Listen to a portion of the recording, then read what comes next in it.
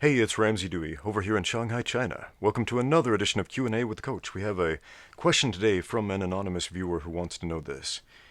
I just started this channel and I'm wondering if you have any advice on how to grow a new channel. I know growing your channel comes down to a lot of hard work and sometimes even more luck, but I'm wondering if you did or do anything in particular that you think helped you. Thanks, Ramsey. Keep it up, man. Okay. I've answered this question before, and what I said before was luck, because I've been doing YouTube since YouTube started. When was that, like 14 years ago, something like that? And I had a tremendously unpopular channel for most of those years, up until fairly recently. Like really recently. Less than 2 years ago, my channel suddenly started blowing up. People started watching it. Now, a big part of that had to do with the fact that I started posting things consistently. Another big part had to do with luck, because some influential people started sharing some of my videos. Now, I have looked at a few of these YouTubers giving advice on how to grow your YouTube channel, and a lot of it is nonsense. They'll tell you things like, you gotta get the best equipment or whatever. You don't. The overwhelming majority of the videos on my channel, I've got over 700 videos on my channel, were filmed on, what is this? On this old iPhone. Actually, about half of them were filmed on an older model of iPhone. So, yeah, man. I'm filming this one right now, I think, on an iPhone 6.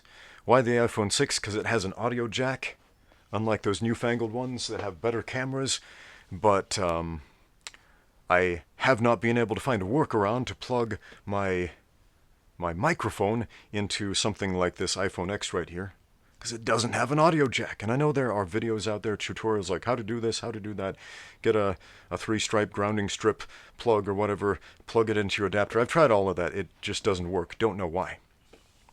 So if you have solutions of how to plug a standard XLR microphone into an iPhone X or one of these other iPhones that does not have an audio jack, please let me know. And if you work for Apple, please change that, please. Yeah, I don't care if it's bigger, just put an audio interface in there. Because one of the most important things for your YouTube channel is audio. You need good audio. I've made a lot of videos that had terrible audio and they had terrible reception. Some people refer to it as dog audio, where you've got the microphone on the camera and you're standing 30 feet away from it and it sounds like a bunch of static. So why does this video sound any good? Well, what's that? It's a boom mic hanging overhead. So it's picking up volume right there. That's probably a bit too close. Let me see if I can bring that back up. Okay. So I've got a microphone that is, how do I put this? It's, some people call it a shotgun mic. This telescopic microphone has two functions. You can use it close up, right in front of your face, or you can use it as a telescopic mic, depending on whether or not you have an amplifier from anywhere from this far away, as this one is plugged directly into my phone. If I plug it into an amplifier, into a mixer, a powered mixer, or a mixer with phantom power, then that extends the range greatly, right? But as is, I can plug this right into my phone, which is great. So a lot of people ask, what kind of microphone is that? I want a microphone that sounds just like yours. It really doesn't matter. You can have the cheapest telescopic microphone out there. It's going to sound fine. I'm sure there is, if you're really nitpicky, go to one of those nitpicky audio video channels. There are lots of them, and they'll give you plenty of reviews. But if you are working with basic equipment and a basic income to fund that equipment, you want something cheap and affordable. My friend Dan, he has this excellent series of videos on jiu-jitsu, on Brazilian Jiu-Jitsu, and it's awesome. What makes it so good in particular is that the sound quality on Dan's videos are so much better than anything else I have ever heard. Even the biggest names in Jiu-Jitsu, their audio sucks compared to what Dan did. And so the last time I was at Dan's gym, I asked him, like, how did you do this? Why is your audio so good on your videos? Like, what kind of microphone are you using? And he pulled out, this cheapo telescopic mic, something you could buy at Radio Shack if that still exists, I don't know. And he said, it's not the microphone. And he showed me it's just this basic microphone, on a boom. A boom is just a stick. Hold on, let me one of those. It's just a stick that you attach a microphone to. This one has a screw at the end you can attach a microphone hook to, right? But it's a stick that you hold. Generally telescopic. You can hold it out. You can put it on a tripod. You don't need expensive stuff as long as it's sturdy enough to hold your equipment and you're not worried about dropping it. It's fine. So Dan had the most basic microphone money could buy, basically. And it was plugged into a super basic amplifier. And he simply ran that through some software. And on that software used a compressor, which controls basically volume changes. So if I get really close to the microphone and shout like rah rah rah rah rah, right? Because I'm shouting right into the microphone. It's not the same as if I'm way over here, or if I'm speaking quietly, or if I'm shouting. All these are different. So a compressor will compress the high ends of those tones, so it's not like too pitchy, too screamy, too loud, or too quiet. But we still get the illusion of volume or the illusion of silence, if you will. So really, really simple thing. A lot of free audio editing programs have a compressor. Audacity, that's a great one. You can use that. I'm not using a compressor on this one because, again, you don't need a great deal of production value in your videos in order for them to become popular. In fact, this might blow your minds, but the most important thing as far as the YouTube algorithm goes to get views on your videos has absolutely nothing to do with the content of your videos. People coming back to watch more, that's about your content. But the initial clicks, if you will, that has more to do with the title, the description, the keywords, and the thumbnail of your video. Stupid, right? Yeah, I know. Whether or not your video is monetized or demonetized has almost everything to do with the title, the description, and the keywords of your video, and not the actual content. Man, I've had a lot of videos, and a lot of YouTubers had, very benign subjects. Very family-friendly subjects. And they get a notice from YouTube saying this video has been deemed not appropriate for most viewers, or this has been deemed not appropriate for advertisers, so we're demonetizing it, or something like that. That happens. Right? I made a video once where I talked about meeting a Nazi in Argentina who, an actual World War II Nazi from Germany who after the war fled to Argentina, who may or may not have been Adolf Hitler. But, yeah, you don't want to put the word Nazi in the title, keywords, or description of your video, or else. Yeah, YouTube doesn't like that. So, yeah, be really careful about that. So maybe look at some videos that you like. Look at some videos that are like the ones you want to make. See what they're doing right. And I'm not saying copy them, but emulate the positive qualities of what they are doing in as much as it facilitates what you want to do. Now, all that aside, I honestly don't care about any of those things. I don't do YouTube to try to garner views or subscribers or ad revenue or any of that stuff. I started this YouTube channel, when was it, like 14 years ago. Man, I've deleted a lot of my old videos from way back then, man.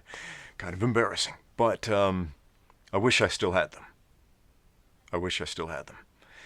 But I started this YouTube channel to practice speaking. To practice speaking because it was something I lacked confidence and ability in.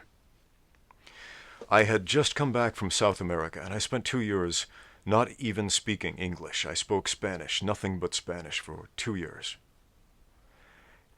And after speaking a second language for so long, and feeling like I've got a pretty good command of speaking with people, because that's all I did was speak with people. I was a missionary for my church, and all they do was go out and speak to people about the church. So I got really good at having these similar kinds of conversation about religion and God and Jesus and things like that in Spanish. And it's really easy when you're really good at this one thing to feel like you have mastery over all kinds of other things. And so I got back to the US, feeling pretty confident about myself. And then I go out and try to have conversations with people in English about other things, and all of a sudden, I feel like an alien on an alien planet. So I made it a goal, a life goal, to change that, to try to do better, to try to become a master of speech, a master of the craft and the art of speaking and communicating. I wanted to be a good communicator. And that is the driving force behind my YouTube channel, to be an effective communicator.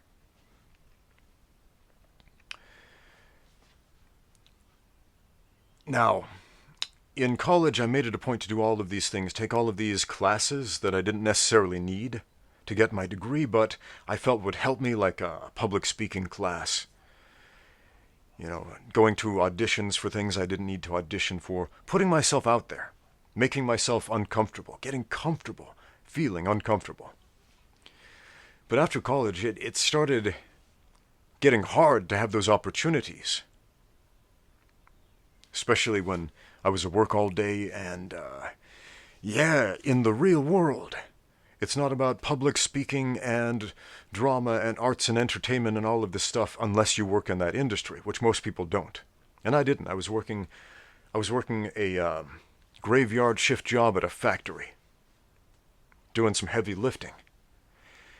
And I couldn't speak to anybody at work because we had these noise dampening headphones, because there was like 130 decibels of sound, crashing, deafening volume from these machines all over the factory, so just static at work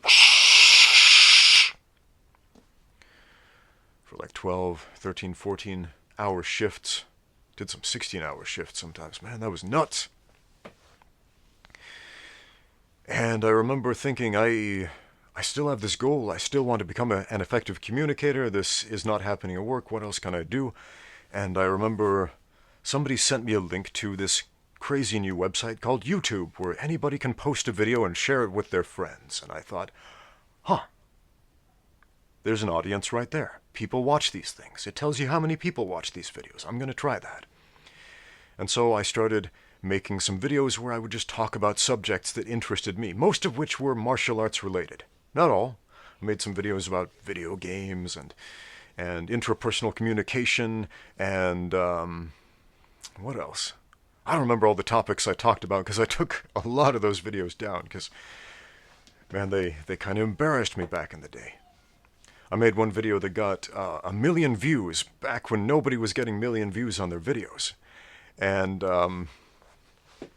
that one's gone for good reason. You're all probably wondering, what was it? What was it? Yeah, we're not good enough friends for that. But, all right, I'll tell you. It was a video of me getting knocked out, man. It was my first professional Muay Thai fight. And it had a very clickbaity title. The title was Taekwondo versus Muay Thai. I was the Taekwondo guy. And I was fighting a professional Muay Thai fighter with something like 24 wins under his belt, no losses. And that was my first ever Muay Thai fight, coming from a Taekwondo background. Had a few American kickboxing style matches, but no, nothing like this. Anyway, I got knocked out quick. And man, this generated so much conversation. And this was way before the modern YouTube algorithm. This was before YouTube was acquired by Google. So, yeah, man, that catchy title though. Why did that get so many views? Well, all of the Muay Thai camp and all of the Taekwondo camp, all of the nerds on both sides got together and they were like, oh, this guy who knocked out, he's not a real representative of Taekwondo because a real Taekwondo guy would have killed him. And then the Muay Thai guys were like, yep, that's what happens. So, anyway, that one got like something like 1.5 million views, something like that, before, that was before Chris Crocker. Do you remember Chris Crocker? He was famous for getting 1 million views on his Leave Britney Alone video, which I don't know how many views it has now, but back then he was on the news for having 1 million views on that. And that caught the attention of all these media companies like, wait a minute, this little internet thing is actually getting views? People are watching this more than a lot of television programs? What's happening? And it changed the world, changed the whole world of media. So if you want views, you can get views for stupid reasons. You can get views showing yourself doing stupid things. You can get views showing yourself getting knocked out. You can get views showing your failings. And if you're fine with that, I guess that's fine. But I would recommend that you, if you are really interested in a YouTube channel, put on video, put to film, what really, really interests you. Do something you love. Because if you love it, chances are, there is a group of people out there that loves it too. And they want to find you. And they want to listen to it. Instead of thinking, what do people want to see? Think, what do I want to do? What do I want to show? Man, I'm so fascinated by these videos about all these random subjects, more so when people are really passionate about presenting them than the actual subject matter. Like there's this guy, he has a whole channel dedicated to debunking megalodons, you know, the big prehistoric sharks. And some people have these megalodon sightings. They'll show a video of a big shark and say, look, it's a megalodon from dinosaur times. And this guy's channel is all about debunking those videos, saying, no, it's not a megalodon because of this and this and this. And he's so passionate. And I don't care about megalodons, but I love his channel because it's cool. You can see the excitement. Who else? You know that Star Wars theory guy? He's got a really popular channel. And it grew pretty quick. If you're not familiar with him, just look up Star Wars. You'll find a bunch of his videos, I'm sure. It's just this guy who loves Star Wars, who talks about Star Wars. Star Wars is okay. I think it's all right. I neither love it nor hate it. It's a movie franchise. It's okay. But I love that guy's channel because he's so passionate about it. Like, I could care less about Star Wars, but if I'm bored, I'll click on one of his videos to learn about all the random nonsense of the Star Wars universe because he's so passionate about presenting it. So be passionate about what you're talking about. Don't do it unless you love it. And finally, the last thing I would say about YouTube videos is just keep making them. If you look at my videos, a lot of people have described me as a famous YouTuber, which I think is hilarious. I always used to say, way before YouTube, that it would be fun to be famous, but not like really, really famous. More like Rod Stewart. You know Rod Stewart, the musician and the former soccer player? He did both, and he was famous for both. But most people in this day and age, if they saw Rod Stewart on the street, they probably wouldn't run over and rip his hair out or whatever. They might walk up and say, hey, you're Rod Stewart. Cool, can we get a selfie? Maybe, I'm guessing. But, and I remember Michael Jackson, back when he was still alive, he did a interview with a news company, and they followed him around. And Michael Jackson, he was really depressed because he was not able to go out in public. He couldn't go out in public without being trampled to death by the fans.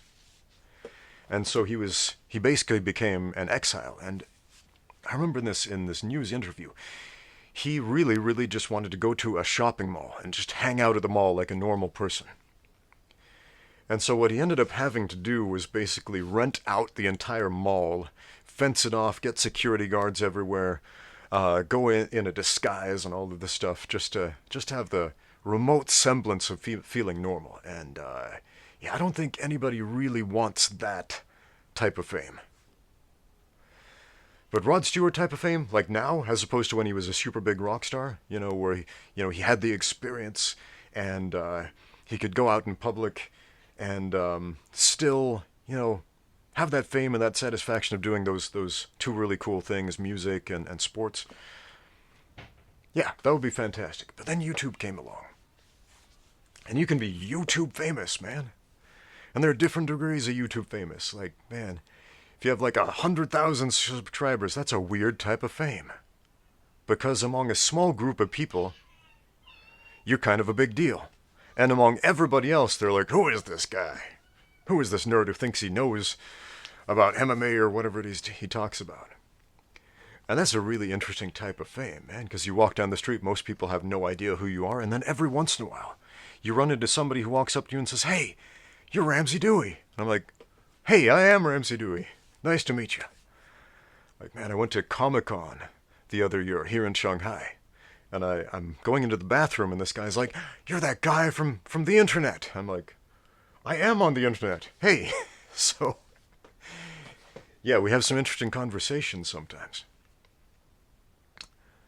But where was I going with that? I had a last point I wanted to make to you. Gonna have to review this video to find it out. No, we're not gonna edit this. We're gonna do it all in one piece. Oh yeah, make a lot of videos. So just keep making them. Just keep making them. And if you're not passionate about a lot of stuff, if you will, if you're not passionate about speaking and communicating, it's going to be hard to keep making a lot of content. A lot of people ask me, do you ever worry about running out of content? No, man. No. Do you ever run out of words? Do you ever run out of breath? Probably not the best analogy. But I have a few videos that have over 1 million views. A few of them. I have a larger number that have over 100,000 views. I have a significantly larger number that have over 50,000 views. A much larger number that have over 10,000 views. And a much larger number that have less than 10,000 views. But most people, when they look at YouTube fame, they're only looking at, those videos that get millions and millions of views. That's the exception, not the norm.